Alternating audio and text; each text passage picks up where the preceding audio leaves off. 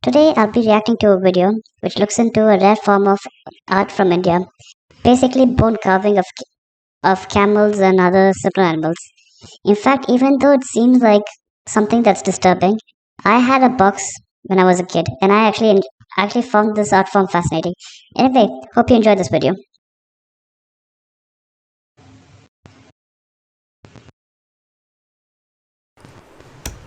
Bone carving can be traced back to prehistoric times. Oh yeah, time of the monkey. In India, artisans have been turning buffalo bones into works of art since at least the 16th century. Actually, I think this is too much of a narrow statement. Parts of India, especially in the Rajasthan area, that's like northwestern India, they use camel bones as well. And parts of southern India used to use elephant ivory, but since elephants are currently an endangered species, I guess that practice is banned. When royals would commission works like this in ivory. But more recently, a scarcity of materials and legal restraints have pushed people away from the craft. Okay, depends on what animal you're using. If you're going to use the bones of, let's say, a goat or a buffalo that's already been butchered for eating, using its bones is actually a good thing, wasting the bones per se. So yeah, I don't know where this thing came from. We visited Lucknow, India, to see how one group of bone carvers is still standing. Mental note, should contact them regarding making bone carvings out of the bones of my enemies. Jalaluddin Akhtar stores bones out on the roof of his home. And just imagine if someone got an aerial view of his place. There's a shit ton of bones. Oh god. He has enough stock to last him 6 months. कभी खराब नहीं होती है हम इसको अगर 100 साल रखेंगे तो 100 साल खराब नहीं होगी. Okay, time for me to get some bone carved furniture, I guess. Because, that could last 100 years. These were once widely available when traders sold them out of giant warehouses. But now, Jalaluddin has to get them from butchers instead. See, best out of waste. Down in the workshop, Jalaluddin cuts the bones into smaller pieces. He learned the art from his uncle in 1980. So it's a family business. It's been in his family for over 50 years. And in his lifetime, he's seen the industry change. देखिए पहले जो है जब हमने काम ये सीखा था तो बहुत अच्छा काम था ये. To be honest, I still consider it great. You're turning something that's normally associated with the macabre into something beautiful. So yeah, it's a great art. अभी इधर जो है 10 सालों में थोड़ा बहुत डाउन हो गया काम. इतना डाउन हो गया है कि समझ लीजिए कि 70% काम खत्म हो चुका है. Jalaluddin chops down the bone to make it straight. इसको काटते काटते हाथ में भी लग जाती है, अंगूठा कट जाता है. He sells any excess fragments for 13 cents a pound to factories that grind them up and sell them as fertilizer. Yeah, and that's new. This is the first time I'm hearing of it. Turning powdered bones into fertilizers. Then he shaves down the bone pieces with an electric sander. इसको flat कर दें ताकि हमें एक दूसरे में चिपका सकें. Electricity is expensive and sometimes unreliable in this part of India. To be honest, actually, most parts of India. So not all bone carvers can afford to run tools like these. The Akhtar family says that's part of the reason many have left the craft. These pieces will later be glued together to form a lampshade. But first, Jalaluddin needs to boil them with baking soda. Yeah, I think it removes some of the stuff on the top. I don't know. अब इसका हमें oil निकालना है इसका जो है.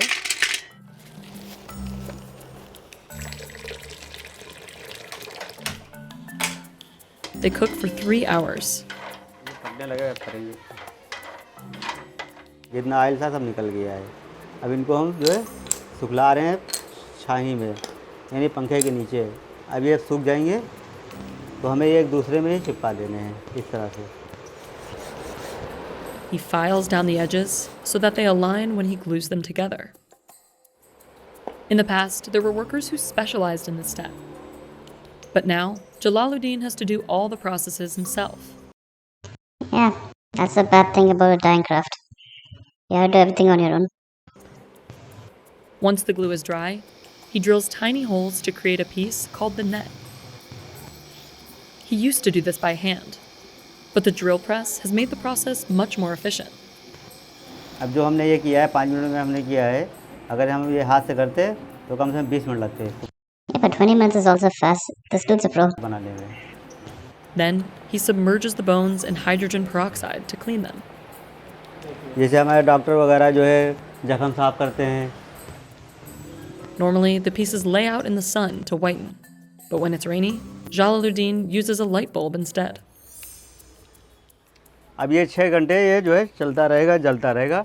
It's basically improvise, adapt, overcome. इसी गर्मी से जो है अंदर ये जितने पीसेस हैं हमारे सब वाइट हो जाएंगे. He polishes each piece with this buffing machine. And then puts all the parts together to create the shape of a lamp.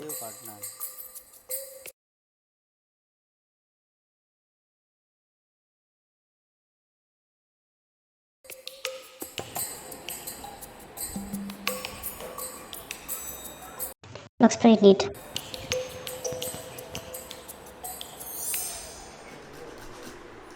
Some designs call for different tools, like this one. The artisans hand make it themselves. तो हम लोग छाते की तीली से बनाते हैं. पहले छाते की तीली लाते हैं, उसको घिसते हैं, फिर उसमें दाने काटते हैं, फिर धार लगाते हैं, फिर एक लकड़ी का वो होता है बेटी, उसमें ठोक करके फिर वो जाके औजार तैयार होता है और उससे जाली बनती है. Akhel is one of Jalaluddin's 3 sons. He's hand carving holes with the help of a wooden anvil. समझिए बोन कार्विंग काम करने के लिए ये बहुत मेन चीज़ है. ये ना हो तो बोन कार्विंग काम बहुत होना मुश्किल हो जाएगा, बिकॉज इस पे ही सारे हाथ वाले काम होते हैं. जैसे कि No, such works require a hell of focus. Hell a lot of focus. Something that I don't have. The block keeps the piece in place while workers carve. They used to fix the wooden blocks into the ground, but over time they started using a stone to weigh down the block instead. अगर आप मिट्टी में ये चीज़ गाड़ते हो लकड़ी को तो उसको कहीं ले नहीं जा सकते हो. अब इसको क्या आप कहीं भी उठा के ले जा सकते हो. Akhel learned the craft at 14 years old and won a state award at 18. Yeah, yet he's still in poverty. Like, as in his dad's business is dying out. Despite the fact that, he won a state award and stuff like, the weird thing about, yeah, I don't really talk politics, but I'm going to get into that now. The weird thing about stuff like this is, in one end, they're promoted, in the other end, they'll kill it. The same thing. The same guy will promote it from one end, be like, look at this thing. Our country's culture, blah, blah, blah, the usual bullshit, and all that. The next thing you know, they're going to be like, we need to modernize, blah, blah, blah. The thing is, they modernize the wrong stuff. Yeah, but I know, it's a weird tangent. I'll just get back to the video. But he wasn't always excited about the job. पहले तो हमें लगता था कि बहुत मेहनत है, कि पापा लोग को देखते सुबह 6 बजे से काम करना शुरू कर देते थे, रात से 1 बजे तक काम ही क्या करते थे. Now he sees potential in it. ये इसका कोई एंड नहीं है. आप कुछ भी बना सकते हो. दिमाग चलाते रहें, इम्प्रूवमेंट करते रहें तो कुछ भी बना, तो कोई सीमा ही नहीं है. कुछ भी बनाते रहिए तो और मज़ा आता है करने में. Akhel and his father work with just 1 or 2 other artisans who have different expertises. Salahuddin Beg's specialty is engraving. ये सब मैं हाथ से ड्राइंग करता हूँ, कोई मेरे पास खाका नहीं है. This looks amazing. I want one of those. I could stick it in the wall somewhere over here, I don't know. Yeah, but I want one of those. कोई मेरे पास फरमा नहीं दो. ये सब एक दूसरे से मोशन बना हुआ है, एक दूसरे को देख रहे हैं. Many bone carving designs resemble architecture from the Mughal Empire. 18th century buildings still stand from when the Muslim dynasty ruled India. Back then, royals commissioned artisans to carve ivory to their liking. But when the ivory trade was banned in the 1990s, Yeah, and it's a good reason it was banned. carving bones from camels or buffaloes became a legal and cheaper alternative. The Akhtar family says their business peaked during the early 2000s with support from the government. Jalaluddin won a national award in 2012. And a couple years later, the government sent him to Brazil to show off his work. तो वहाँ पे जो है बहुत अच्छा है, यानी यहाँ से बहुत अच्छे पैसे वहाँ थे कि जो चीज़ हम यहाँ 20 रुपये में बेचते थे तो वो चीज़ वहाँ 400 रुपये में खरीद रहे थे। Oh yeah, the foreign stuff concept. Yeah, I know that shit. Oh yeah, so the thing is, stuff they sell, expensive stuff they sell to tourists are extremely cheap. Okay, I've been through the same thing. Like, the best thing is know the language, know one of the locals over there. They'll take you to the place where it's made, and you'll get for like what 5% of the cost you 5% of what you're going to spend outside. थे लोग शौक से। But soon after, the Akhtar said with a new administration, funding shrunk, and business hasn't been the same ever since.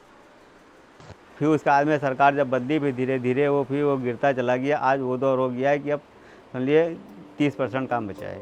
You know what you should have done? You should have just created an app, called it a tech startup, and got funding through Startup India. Works every time.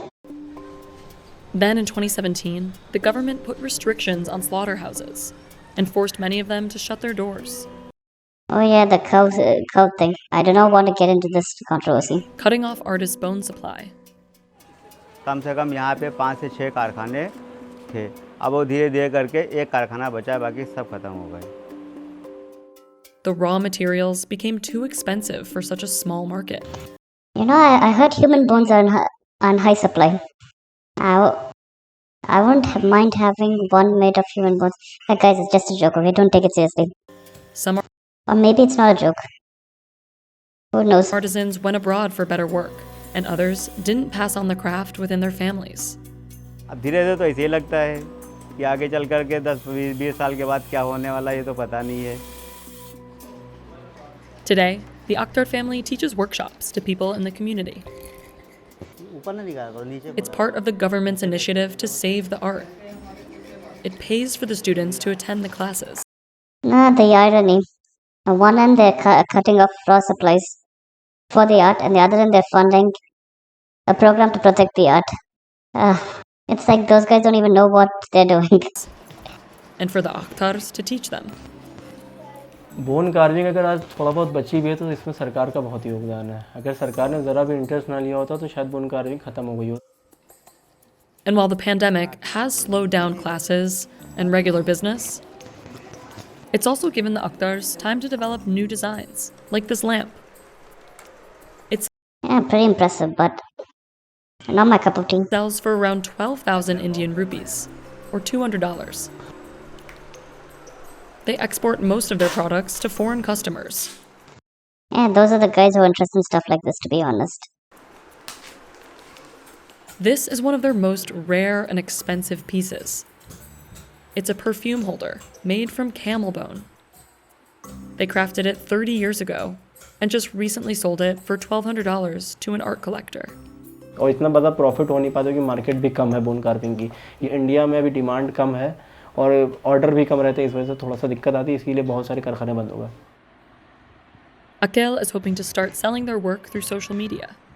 Future भी online पे ही सारा, क्योंकि Dude, just create an app, get funding from Startup India, and you'll be a millionaire. Like, you know, just evaluate your company based on speculation, and boom, you're fucking rich. Investors will be running towards you. ज़्यादातर market online आ चुकी है तो हम अपने product को भी online अपने level पे धीरे धीरे ला रहे हैं, पर उम्मीद है कि सारे प्लेटफॉर्म पे इंशाल्लाह ज़रूर लाएंगे। And the Akhtars don't plan on stopping anytime soon. Yes, that's the spirit. काम मैंने इसलिए सीखा बिकॉज ये जो आर्ट थी हमारी ये ख़त्म हो रही थी। कारीगर काम छोड़ चुके हैं, कुछ रिक्शा चला रहे हैं, कुछ क्या कर रहे हैं। अब हम लोगों ने क्या किया है कि अब इसी में करते हैं, इसी में रोजी रोटी हमारी भाई यही है।